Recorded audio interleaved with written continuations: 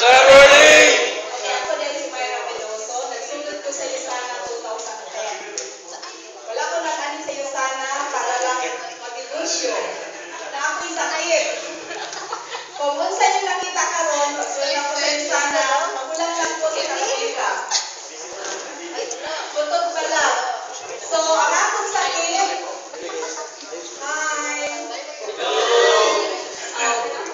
way back 1994, nadiagnose ko lang po og lupus. Sa primero, ako kailang lupus.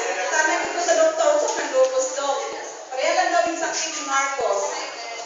So, pag-abot ako, I think mga 43 or 44, nag-asthma ko. Dili ko pagkabata lang.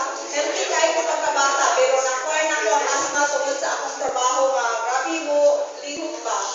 So, pag asthma na ako, edad na akong 50, nag-severe siya. Pwede na ba mag-asthma? Yes! So, ang asthma, kung allergy, sukar ang asthma. Pero kung ako dili na allergy, kumbaga, halos na lang adlaw at mahal ko. Dependent ko sa mga medisina, dependent ko sa inhaler o sa nebulizer. Dili pwede nga wala ko lithium sa gabi. Mukha ka lithium sila i-prepare na gabi. Whether I like it or not, alas 2 sa kadlawon, kumakon ko. Nag-create siya dahil sakit kasi pinakatunong sa akong tambal.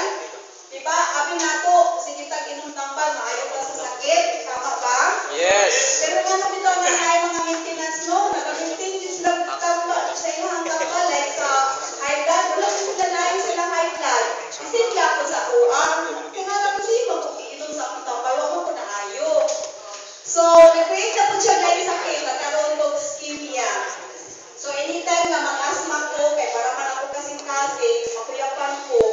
So, 3 times ko nakuyapan sa balay nako, tapos 3 times ko nakuyapan sa downtown. So, yung anak ko kalala ang mag-asthma. Tapos, favorito na ako ng ICU. Ay, So, grabe. minsan may asthma ko dire. May asthma ko dire. Layon. So, yun nila, kung manukog daw ko ng kalabitang sa mga ang nasa gabi. Wala ko daw ng imuong kape, ay utang sa kape.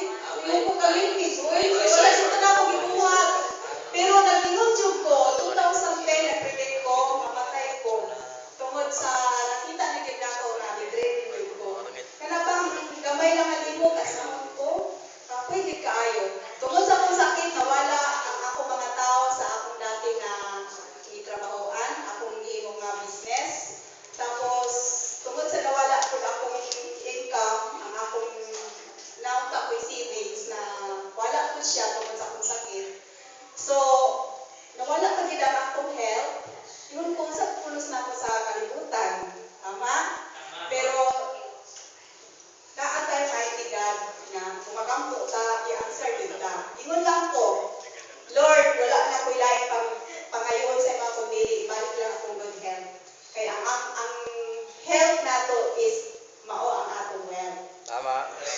So, dito na ko na-realize na, isang di magsige magtagkayod niya, magkaroon tag ng kwarta, pero wala nato take care ang atong health. No? So, moto na, namit na ko siya sana, thank God. No? Pero wala ko nito halos 4 ka bulan. Pagkatubang na ako kayo sana. Kay ingon ko, 4 non-supplement akong giinom, wala ako na ayo. Pero sa dihang ipatumar sa ako ang Yusana, nga wala siya nag-ingon nga Yusana ni, nakainom ko kay hubak man ko sa atubangan. So inuman yung tambal ang nag-ingon, wala nag-ingon Yusana. Inom na ako kay tambal, ingon ko, tuog yun ko tambal. So, pag inom na ako, amazing kayo. Halos 2 minutes lang siguro, dito akong ginawa, na ako'y time na makauwi sa balay para maka-take sa akong medisina o maka-nebulize.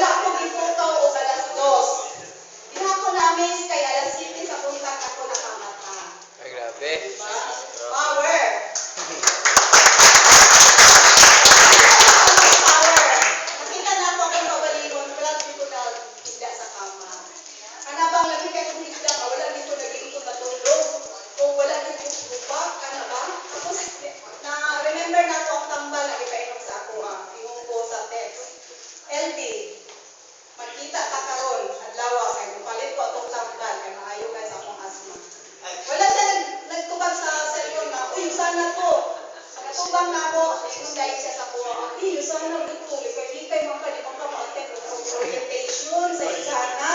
Ikaw ang kakaayo, ingon ko nga. Ingon ko, sige, karong gabi mo, attend ako. So pag-attend ako, balas ninyo, kinsa lang first timer rin. Sila yun. Okay. So mga first timer, natural man mag-duwa ta sa primero, no? Pero hindi rin ako nakita ka, pag-attend ako, isip ko, ang pag-attend ako, ang nag-attend din na, 5 lang May. 2010 to, di ba? 2009 nagsugod ang Misana. Yes. So 2010 medyo kamay pa lang ang Misana, kamay pa lang ang mga testimonies. So pag ino na, pag pamila na ako, kapugin kaya ang Misana, yung po, sige kung atin-atin o kaning mga orientation sa Misana, so kada to.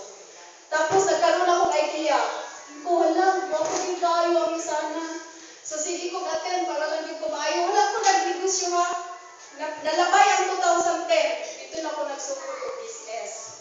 Kabalo mo, God is good, Jud.